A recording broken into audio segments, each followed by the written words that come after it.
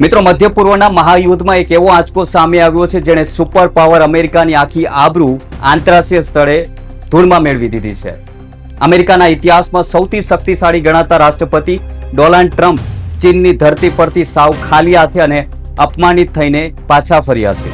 જે ટ્રમ્પ આખી દુનિયાને ધમકાવતા હતા, તેમણે ચીને એવો જોરદાર ઝાટકો આપ્યો છે કે વોશિંગ્ટનથી લઈને ઇઝરાયલ સુધી સન્નાટો છવાઈ ગયો છે. પરંતુ રમત અહીં પૂરી નથી થતી. ટ્રમ્પ જેવા ચીનથી રવાના થયા તેના તુરંત બાદ રશિયાના રાષ્ટ્રપતિ વ્લાદિમીર પુતિન પોતાનો નવો એક્શન પ્લાન લઈને ચીન પહોંચી રહ્યા છે તેવા સમાચાર આંતરરાષ્ટ્રીય મીડિયામાં સામે આવ્યા છે.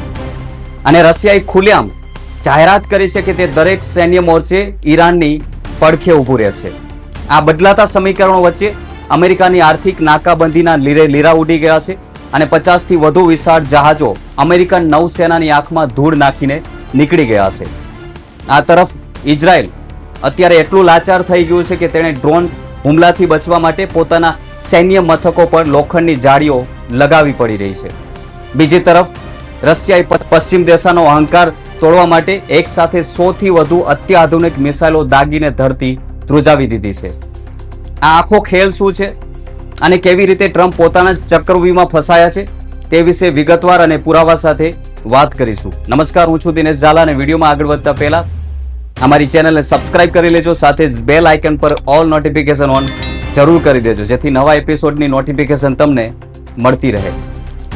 સૌથી પહેલા વાત કરીએ ટ્રમ્પની એ મહાન નિષ્ફળતાની જે અત્યારે અમેરિકાને બહુ ભારે પડી રહી છે. ટ્રમ્પ 2 દિવસ સુધી બેઇજિંગમાં રોકાયા હતા, તેના સમાચાર પણ સામે આવ્યા છે. મોટી મોટી બેઠકો કરી હતી, પરંતુ ચીનના રાષ્ટ્રપતિ શી જિનપિંગ અમેરિકાની એક પણ શરત સ્વીકારવાનો સાફ ઇનકાર કરી દીધો છે. ટ્રમ્પ ઈચ્છતા હતા કે ચીન પોતાના આર્થિક દબાણનો ઉપયોગ કરીને ઈરાનને પરમાણુ કાર્યક્રમ રોકવા માટે મજબૂર કરશે, પરંતુ ચીને સ્પષ્ટ કહી દીધું છે કે તે અમેરિકાના ઇશારે પોતાની વિદેશ નીતિ અને વેપાર નક્કી નહીં કરે. આ વાટાઘાટો નિષ્ફળ જતા હવે અમેરિકા અત્યંત હિંસક મોડમાં આવી ગયું છે તેવું પણ લાગી રહ્યું છે. ઈરાનના આંતરિક અને અત્યંત વિશ્વનીય સૂત્રોના જણાવ્યા અનુસાર જો ટ્રમ્પ ચીન દ્વારા ઈરાન પર દબાણ લાવવામાં નિષ્ફળ રહેશે તો અમેરિકા પોતે જ બહુ મોટો અને સીધો હવાઈ હુમલો કરવાનું નક્કી કર્યું છે અને તૈયારી દર્શાવી રહ્યું છે. આ ગુપ્ત ઓપરેશન હેઠળ ઈરાનના બચેલા 25% લશ્કરી અને પરમાણુ ઠેકાણોને સંપૂર્ણપણે નષ્ટ કરવાનો પ્લાન બનાવ્યો છે તેવા પણ સમાચારો સામે આવ્યા છે. પરંતુ ઈરાન પણ આ વખતે કોઈ સામાન્ય તૈયારી સાથે બેઠું નથી. ઈરાનના સંરક્ષણ મંત્રાલયના સૂત્રોનું કહેવું છે કે જો અમેરિકા કે ઇઝરાયલે તેમના એક પણ ઠેકાણા પર આંચ આણી છે તો ઈરાન વળતો પ્રહાર કરવા માટે પોતાની મિસાઇલોનો સિસ્ટમનો 90%થી વધુ કંટ્રોલ ઓપરેશન મોડ પર એક્ટિવ કરી દેશે. ઈરાનનો આ પલટવાર માત્ર ઇઝરાયલ પૂરતો જ સીમિત નથી રહ્યો, પરંતુ એ આખી ખાડી દેશોમાં આવેલા અમેરિકાના તમામ સૈન્ય મથકો, ઉર્જા સ્ટેશનો અને ઓઇલ રિફાઇનરીઓને મિસાઇલોથી ભસ્મીભૂત કરી નાખશે. જો આવું થશે તો આખી દુનિયામાં તેલનું સંકટ સર્જાશે અને વધી જશે. વૈશ્વિક અર્થતંત્ર ઠપ થઈ જશે અને મધ્ય પૂર્વમાંથી અમેરિકાની પ્રભાવ હંમેશા માટે મટી જાય તેવી પણ સ્થિતિ સર્જાઈ શકે છે. એટલે જ ટ્રમ્પ અત્યારે જે આગ સાથે રમી રહ્યા છે તે આખા અમેરિકાને દજાડવા માટે તૈયાર છે. ચીનની આ મુલાકાત દરમિયાન ટ્રમ્પની આંતરરાષ્ટ્રીય સ્તરે જે ફજેતી થઈ છે તેણે અમેરિકાનું નાક કાપી નાખ્યું છે તેવી પણ સ્થિતિ જોવા મળી રહી છે. શી જિનપિંગ અને ડોનાલ્ડ ટ્રમ્પ વચ્ચે જ્યારે લોજમાં સત્તાવાર ડિનર ચાલી રહ્યું હતું ત્યારનો એક વિડીયો સોશિયલ મીડિયા પર ખૂબ જ વાયરલ થઈ રહ્યો છે અને આખી દુનિયામાં ટ્રમ્પ ભારે ટ્રોલ થઈ રહ્યા છે. આ બેઠક દરમિયાન શી જિનપિંગ કોઈ કારણોસર થોડી સેકન્ડો માટે ટેબલ પરથી ઊભા થઈને બહાર જતા હતા. તેનો વિડીયો તમે સ્ક્રીન પર જોઈ રહ્યા છો. બરાબર એ જ સમયે તેમની ટેબલ પર ચીની ભાષામાં લખાયેલું એક મહત્વપૂર્ણ પુસ્તક પડ્યું હતું. વિડીયોમાં સાફ દેખાય છે કે જિનપિંગ જેવા જ રૂમની બહાર ગયા તુરંત ટ્રમ્પે આજુબાજુ નજર દોડાવી ચૂપકેથી પોતાની ખુરશી આગળ ખસકાવીને એ પુસ્તક ઉઠાવીને તેના પન્ના પલટવા લાગ્યા. પરંતુ ચીની ભાષા ન સમજાતા તેમણે ગભરાઈને પુસ્તક પાછું ટેબલ પર સરકાવી દીધું. પોતાને દુનિયાના સૌથી મોટા લીડર ગણાતા ટ્રમ્પની આ બાલિશ અને ચોરી છુપીની પુસ્તક વાંચવાની હરકત જોઈને આખું સોશિયલ મીડિયા તેમનું મજાક ઉડાવી રહ્યું છે. મિત્રો, મધ્ય પૂર્વની આ ભયાનક જંગમાં અત્યારે માત્ર અમેરિકા કે ઇઝરાયલ જ સંકટમાં નથી, પરંતુ તેમના ઇશારે કૂદતા ખાડી દેશોની હાલત પણ અત્યારે પાતળી પડી ગઈ છે. સંયુક્ત અરબ અમીરાત એટલે કે યુએ એ તાજેતરમાં એક બહુ મોટી ગુપ્ત રમત રમવાની કોશિશ કરી છે. યુએના પ્રમુખ શેખ મોહમ્મદ બિન ઝાયદ પોતે સાઉદી અરેબિયાના ક્રાઉન પ્રિન્સ મોહમ્મદ બિન સલમાનને એક કતાર અમીરને મળવા પહોંચ્યા હતા તેવા પણ સમાચાર સામે આવ્યા છે. યુએનો પ્લાન હતો કે આ બધા આરબ દેશો ભેગા મળીને ઈરાન સાથે એક સંયુક્ત સૈન્ય મોરચો ખોલે અને ઈરાન પર સીધો હુમલો શરૂ કરે. પરંતુ આંતરરાષ્ટ્રીય સ્તરે યુએનને એટલો મોટો ઝટકો લાગ્યો છે જેની કોઈ કલ્પના નથી કરી શકતું.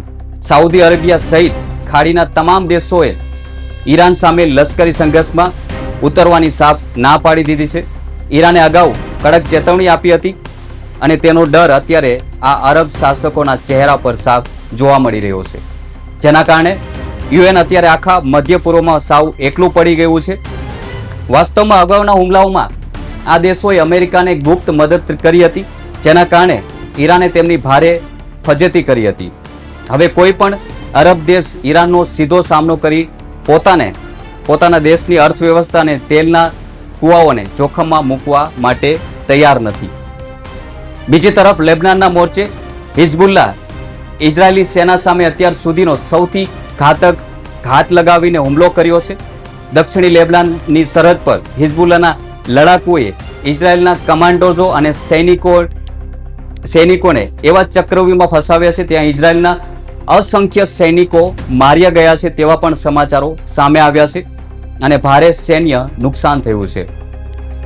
હિઝબુલ્લાહ આટલેથી જ અટક્યું નથી મિત્રો.